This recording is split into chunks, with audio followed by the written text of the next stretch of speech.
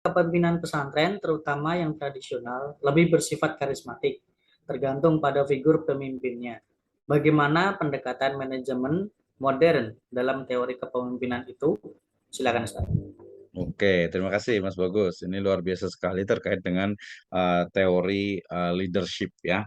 Nah, yang namanya teori itu dia akan berkembang ya seiring dengan perkembangan zaman dan juga sesuai dengan apa yang ada di masyarakat. Kalau dalam masalah riset metodologi itu ini kualitatif gitu ya. Sehingga kemudian ketika ada pesantren ya atau lembaga gitu ya, pesantren yang dia ternyata sebagian besar pimpinannya itu adalah lebih ke arah karismatik, lebih ke arah figur sampai kepada mistik gitu ya.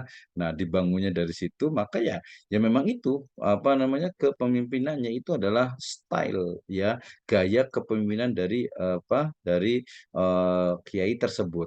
Nah, tidak ada yang salah gitu ya, tidak ada yang salah. Yang salah adalah ketika karismatiknya itu kemudian disalahgunakan gitu ya, disalahgunakan. Kan dalam hal ini gini Mas Bagus ya, dalam hal ini itu kan kalau umpamanya dia pemimpin, kemudian ternyata dia kemudian istilahnya itu disegani sama bawahannya, kemudian juga dia juga berlaku adil juga gitu kan ya, maka ya nggak ada masalah tuh gitu ya, tidak ada yang dizolimi. Nah gitu, jadi kiai karena kiai itu kan dia otomatis paham tentang agama gitu kan ya, harusnya gitu ya.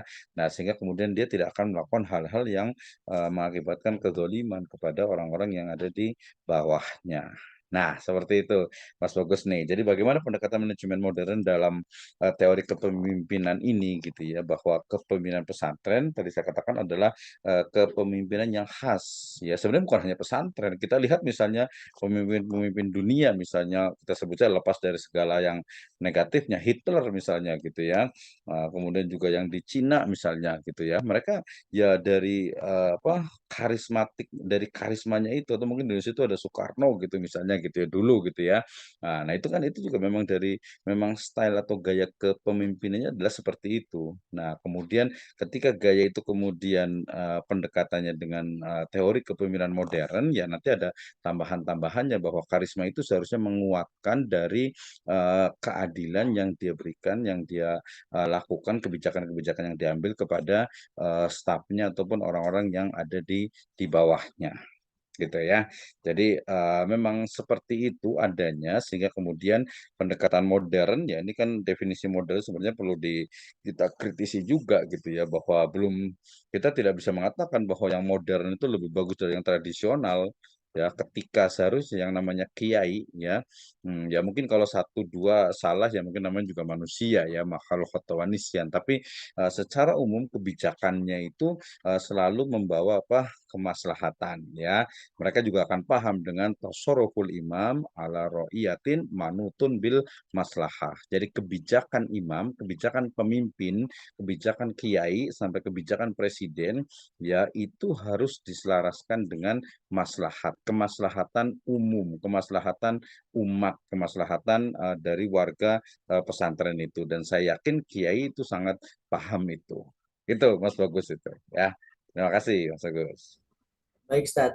Ini Mhm, ada satu pertanyaan juga, kurang lebih mhm. mirip gitu kan. Mhm, Saya bacakan, pesantren juga biasa milik pribadi, mhm, sehingga bersifat turun-menurun. mhm. Padahal modern, pemilihan manajerial dan penempatan pegawai berdasarkan kompetensi dan keahlian.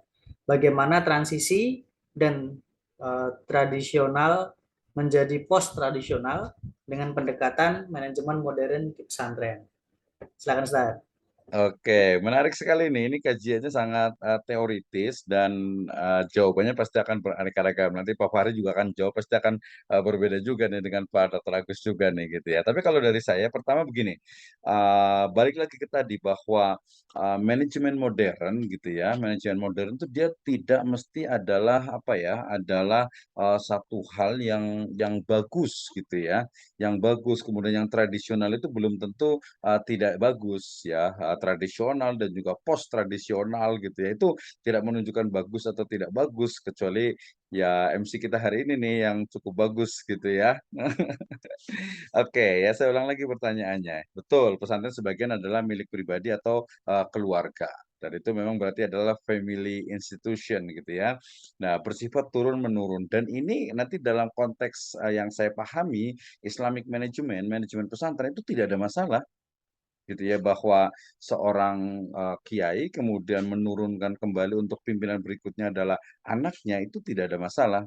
Karena di zaman Nabi sendiri juga memang seperti itu, termasuk juga dalam peradaban Islam. Nah, tentu saja di sana ada persyaratannya, ada aturannya. Ya, misalnya ketika Nabi SAW itu memilih Ali bin Abi Thalib yang notabene itu adalah mantunya sendiri gitu ya, atau mungkin juga memilih Abu Bakar As-Siddiq sebagai penggantinya, ya yang beliau itu adalah besannya sendiri, kemudian Umar bin Khattab juga adalah mantunya, Utsman bin Affan juga adalah mantunya, kemudian Ali bin Abi Thalib juga adalah ponakan sekaligus mantunya juga, menantunya juga. Nah, itu kalau yang saya pahami itu tidak ada masalah gitu ya, tidak ada masalah gitu karena itu merujuk kepada antum a'lamu bi umri dunyakum. Nah, di sini bukan padahal dalam manajemen modern pemilihan manajerial dan penempatan pegawai berdasarkan kompetensi dan keahlian ini nanti sebenarnya masuk juga ke dalam pembahasan tentang nepotisme. Ya, nepotisme itu kan selalunya adalah negatif. Ya, tetapi dalam prakteknya ternyata dalam Islam juga tidak selalu negatif selama tadi profesional. Saya bagi contoh begini, misalnya saya menerima kepala sekolah, saya kan rekrutmen kepala sekolah gitu ya. Kemudian ada yang satu adalah ponakan saya, yang satu adalah orang lain. Nah, ternyata ketika diseleksi, kemudian ternyata yang dua-duanya itu bagus. Ya, dua-duanya itu bagus gitu ya. Sehingga kemudian ya saya akan memilih ponakan saya. Kenapa? Karena selain memang kualitasnya juga sama, kemudian kita lebih mengenalnya. Nah, ini juga satu ya debatable mungkin gitu ya. Jadi bukan berarti manajemen modern itu harus betul-betul harus orang lain gitu ya, harus ini. Enggak juga, enggak semuanya gitu ya. Karena apalagi nanti kaitannya tadi pesantren adalah memang milik dari keluarga gitu ya. Tapi tentu saja di sana ada seleksinya. Nah, ini kalau menurut saya yang perlu bisa kita kembangkan. Jadi seleksi dalam konteks itu saya menyebutnya dengan mungkin ada ini namanya itu keilmuan yang sifatnya itu super science. Ya, super science tuh Mas Bagus tuh. Jadi dia di atas mungkin ini masuk ke epistemologinya itu dia masuk ke dalam ilmu yang mungkin seperti metafisik gitu di luar nalar gitu. Karena memang dia tahu jadi biasa dari insting atau mungkin kan kita mengenal mungkin kalau kiai kan punya kayak semacam karomah gitu ya atau ilham gitu. Misalnya gini, melihat Mas Bagus, ini Mas Bagus kayaknya orangnya baik nih gitu ya. Karena kelihatan juga walaupun sekilas tapi apalagi kalau sudah sehari-hari. Jadi minimal gini, kiai itu ketika memilih penggantinya, misalnya anaknya ada 3 saja, pasti tidak sembarangan. Ya, dia akan tahu, dia akan memilih anaknya yang memang memiliki kemampuan untuk bisa menggantikan beliau. Nah, ini justru yang seolah-olah itu dianggapnya itu tradisional. Padahal kalau menurut saya dalam Islamic Management tidak seperti itu, gitu ya. Bahwa ketika seorang kiai kemudian memilih anaknya dan anaknya juga memang profesional dan dia juga nggak mungkin memilih seorang anak, memilih anaknya yang mungkin dia tahu oh ini punten gitu ya, mungkin ini agak-agak badung gitu ya atau mungkin dia sebenarnya mampu nih tapi kayaknya kemampuannya itu kurang gitu ya. Nah, ini saya lihat juga saya kasih contoh ada satu nggak usah saya sebutkan ada salah tokoh ulama besar gitu ya.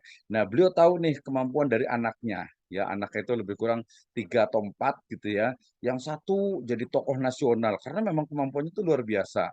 Yang satunya lagi walaupun perempuan alumni luar negeri tapi juga kemampuannya memang luar biasa jadi istilahnya akan jadi tokoh nasional juga jadi dosen beliau itu peneliti luar biasa gitu ya tapi ada satu juga anaknya itu yang memang kemampuannya itu dari kecil tuh agak-agak kurang gitu sehingga levelnya ya udahlah jadi fokus di kampus saja gitu jadi dosen biasa saja atau mungkin jadi wakil dosen misalnya gitu kan atau wakil direktur misal atau wakil dekan gitu ya karena memang sampai segitu kemampuannya gitu jadi ya bisa dikatakan bukan insting, saya lebih menyebutnya adalah kemampuan yang nir nalar gitu ya. Tapi itu dalam Islam jelas sekali, secara psikologi pun bisa dipelajari, secara Islam pun kita tahu juga gitu ya. Sehingga kemudian pemilihan manajerial dan penempatan bagi berdasar kompetensi dan keahlian, dia tetap berlaku gitu ya. Tapi kemudian ada hal-hal yang sifatnya mungkin seperti ini karena kiai ya, kita bicara tentang kiai ini kan ya, tentang pesantren tradisional. Jadi tetap saja dia punya satu saya nyebutnya dengan apa ya, dengan hikmah sebenarnya itu.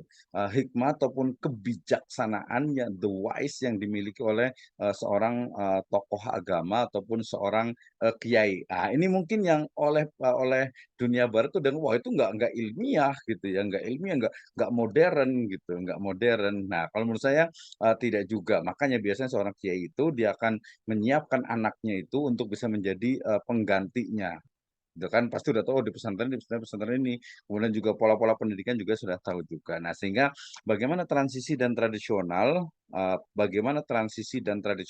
menjadi post tradisional dengan pendekatan manajemen modern pesantren. Kalau menurut saya tidak juga. Jadi tidak harus pesantren kemudian misalnya memilih dari pimpinannya misalnya kayaknya itu dari luar misalnya. Menurut saya tidak juga, tidak semua seperti itu. Ya tergantung nanti pola. Ada juga pesantren di daerah Bogor Barat itu yang kiainya, ketua hariannya itu tidak ada kaitan dengan keluarganya. Dia profesional saja. Ada juga yang seperti itu. Jadi kembali kepada corak masing-masing pesantren. Ya tidak harus kemudian oh ini modern, ini tradisional, ini tradisional nih post tradisional. Saya rasa dalam pandangan saya tidak seperti itu. Ya, karena dalam konteks tradisional pun ya tradisional itu bukan berarti sesuatu yang tidak bagus gitu, yang modern itu bagus tidak juga. Karena banyak juga yang tradisional itu justru yang lebih bagus daripada modern karena definisi modern lagi-lagi dalam konteks kajian apa untuk cultural studies yaitu sangat debatable. Wah, itu Mas Bagus nih. Terima kasih. Ya, baik. Mantap sekali jawabannya, Masya Allah. Ini ada pertanyaan langsung praktek nih sepertinya.